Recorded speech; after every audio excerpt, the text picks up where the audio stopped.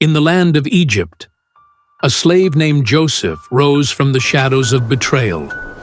Joseph was sold by his brothers when he was a child to Potiphar.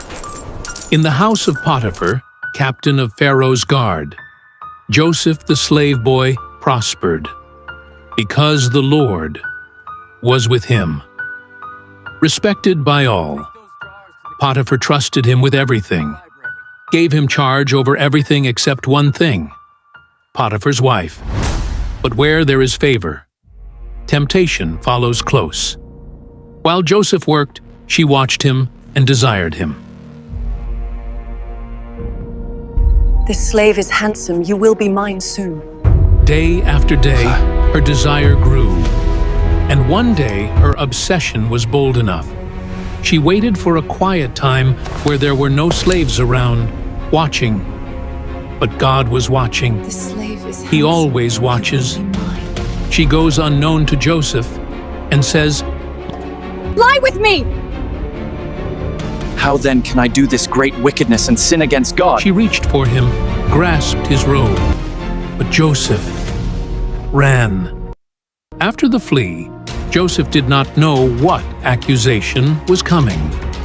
Look what he tried to do!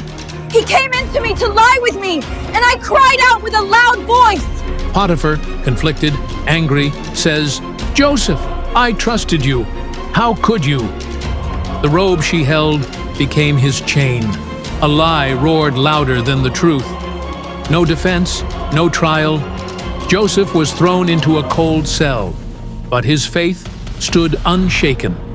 While in chains, Joseph looked up and said, Lord, even here I trust you. The Lord was with Joseph and favored him in the prison. The trial was not the end. It was the beginning.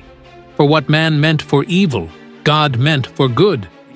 Joseph, while in the cold prison, God elevated him and made him in charge of other prisoners. And this was just the beginning of his shine. Genesis 50:20. You intended to harm me, but God intended it for good. Joseph said no to temptation and still got punished for doing the right thing.